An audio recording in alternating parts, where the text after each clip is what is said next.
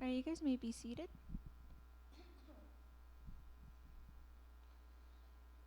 All right, and then today is the final part of topic 15, which is patience, kindness, and goodness, enjoying a radical relationship. And then, so we'll be covering, well, we'll be covering relationships. And so the four main points we'll be talking about is types of relationships, friendships, our friendship with God, and friendship with others. And so first type of relationships. Okay, so I don't know if you guys can see it. It's probably kind of small, but it's this is a model by this theorist. His name is Bronfenbrenner, and he believes that we're affected by like multiple areas in our like people that can influence us and people that we can influence, and so um, it goes as it goes bigger. So like the green one is like the more distant one, and then if you get closer, those are the people more closer to you. And then next one. So this is kind of the same idea, but it's smaller. So in the outer circle, you have casual friends, casual relationships, and then the next one you have close friends, and then you have core friends. So then we're going to be looking at like type of people that we have around us. And then in Proverbs 13:20 it says, "Walk with the wise and become wise. Associate with fools and get in trouble." So in this verse, it talks about like, if you walk with people that are wise, and you too will be wise and you won't like make mistakes, right? You could, right? But and then it says associate with fools and get in trouble. So this also reminds me of Jonah. If Jonah is he was supposed God told him to go to Nineveh, but instead he went to Tarshish. And on his way to Tarshish, he got on a boat, and when he got on the boat, a storm happened, and other people were in the boat with him. So his actions like brought conflict into other people's lives, because like the other people like didn't question like who was getting onto their boat, right? So if we're not careful, like who we're letting into our lives, like getting close to our like circles, like as you get in, then it'll bring conflict, it'll bring like things into our life. So we have to be careful, like who we walk with and who we allow to get close to us. And then next one, Proverbs 22:24-25 says, "Don't be a friend of a person who has a bad temper. Don't go around with a person who gets angry easily. You might learn their habits, and then you will be trapped by them." So the previous verse is talking about anger, but it can go into anything, right? If you associate with somebody that doesn't have a good habit, then you can learn that bad habit. So for example, we have a dog. She's a German Shepherd. Her name is Grace. And we have other dogs. We had 3 other dogs that were Chihuahuas, so they're smaller dogs. But she thinks she's like a small dog. She's a huge German Shepherd. But in her head, she thinks she's a small Chihuahua. So being around small dogs affected her, because she thinks she's a small dog when she's not, because she tries to fit under chairs where she doesn't fit, or she tries to do things like that a big dog can't do. And also like I don't know if somebody has ever told you that you laugh like your friend, or you laugh like your sister, or like you laugh like somebody around you, right? So that's also another example of like the people around us affecting like our behavior, how we act, right? So that's why we have to be careful like with who's around us, like who are we letting close to us. And then the next one, it says Proverbs 12:26.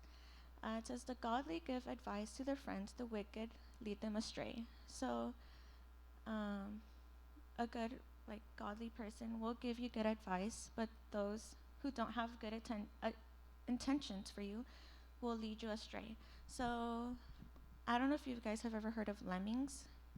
Lemmings look like little hamsters, and so it's part of like their migration, where they jump off of cliffs, or like, I don't know, but if they see one do it, the others will do it. So there you'll just see a bunch of lemmings jumping off cliffs and dying because they're not, like, they just follow each other because they just see one. So again, if like you're not careful, like who you're letting close to you, then like, and you're not paying attention, then you can end up hurt. So yeah. And then so we're gonna look into friendships. And then Matthew 22 verse 37 to 39 says, Jesus replied, "You must love the Lord your God with all your heart, all your soul, and all your mind. This is the first and greatest commandment. A second is equally important. Love your neighbor as yourself." So Jesus said that these are the most important commandments, and they both have to do with like having relationship with God and having relationship with others. So you can see the importance of like having those relationships. Like, yeah, we do have to be careful, but that doesn't mean we have to be exclusive, right? So next one says John 15:13 through 15 says, "There is no greater love than to lay down one's lives for one's friends. You are my friends if you do what I command. I no longer call you slaves, but a master doesn't confide in his slaves. Now you are my friends, since I have told you everything the Father told me." So here we see some characteristics of like a friend. So it says, Jesus says that there's no greater love than laying down one's lives for one's friends. So being like sacrifice, right? So you can sacrifice like maybe your time or any way that you can, right? Just making a sacrifice. And then it says, "I no longer call you slaves because a master doesn't confide in his slaves." So there's also trust in a friendship. And then now you are my friends since I have told you everything. So there's honesty as well. And yeah, next one. It says friendship with God. So if we go to the next one, Romans 2:4 says, "Don't you see how wonderfully kind, tolerant, patient God is with you? Doesn't this mean nothing to you? Can't you see that his kindness is intended to turn you from your sin?" So last week we spoke about this verse, and I mentioned that God loves us and is so patient with us and shows his kindness by forgiving us and drawing us in, right? So I put a picture of my dog because she's a lovely dog. She's amazing, but she runs away. So if we're not paying attention to her, she will get out of the gate and she'll run. And we have a park across from us, so she goes there all the time. And so it's made me think of my dog, because when we're chasing her, like if we're screaming at her aggressively, like she runs harder. Like she just goes at her like fastest speed. But when we like talk to her all sweet and like baby her, like she starts coming towards us. And so we're able to catch her and bring her back home. So the same way God is with us, right? He doesn't force us. He's very loving with us and very kind and patient. And so he draws us in that way.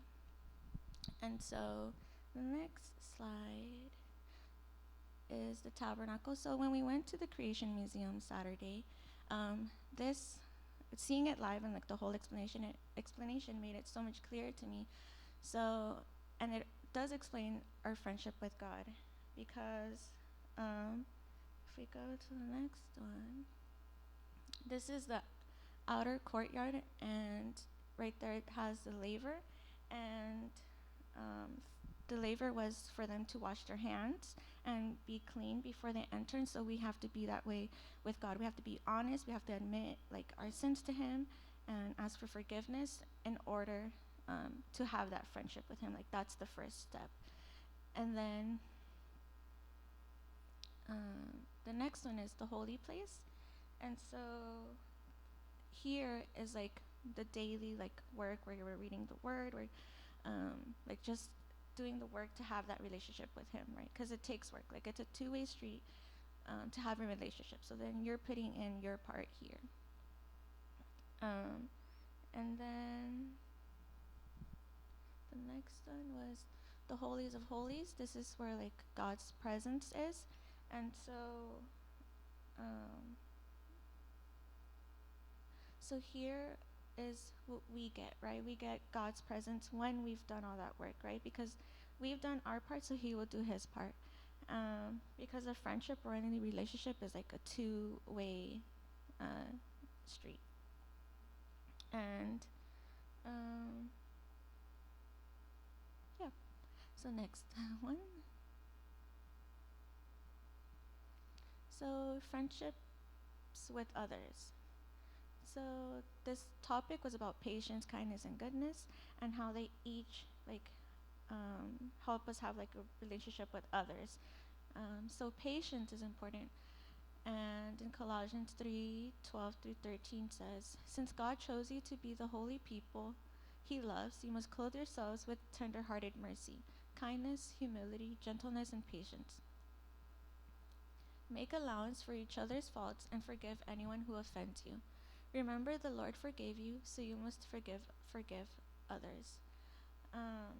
So here we see that we must be patient with others, and like make that allowance for each other's faults, because we're all human, we all make mistakes, and so if somebody hurts us, like we have to forgive them because we make mistakes, because then we too like will hurt somebody because we're human. And so having that patience, like you can keep that relationship like at work or school, anywhere.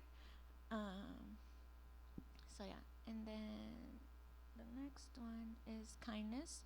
So Philippians 2:4 says, none of you should look out just for your own good. Each of you should also look out for the good of others. So kindness, when we spoke of it last week, it was like taking action or caring on behalf of others. So here it's explaining that because we care for somebody and we have that kindness within us, we look out for each other. If we see somebody struggling, we can go up to them and like maybe ask how they're doing, or just show that kindness. Or like if at work or somebody or anywhere like hurts you, you show that kindness. You're reflecting God and you're drawing them in, because they'll see like, oh, this person's different, and they'll question you. Because that's happened to me at work, where like my boss is like always stressed out, but I'm always like calm and like stuff like that. So they'll ask me, and I just explain to them like, oh, like I go to church, I do this, because they question me like, oh, like how like can you remain so calm? And yeah, so then you'll draw people in, and that's how you can get people to also have a relationship with God. And then next one is goodness. So Proverbs 27:17 says, as iron sharpens iron, so a friend sharpens a friend.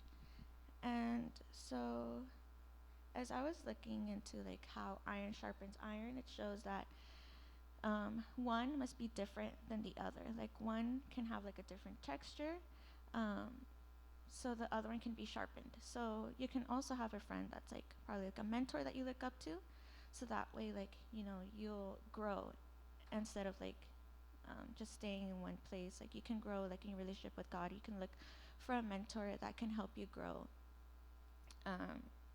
And so yeah, and it also means so like loyalty through the good and the bad times. But loyalty doesn't mean like you just let your friend do bad things because you think you're being loyal to them. You're actually being loyal by telling them what not to do, right? Because you're caring for them. You don't want to see them get hurt. And yeah, so that was it for today's topic. Okay.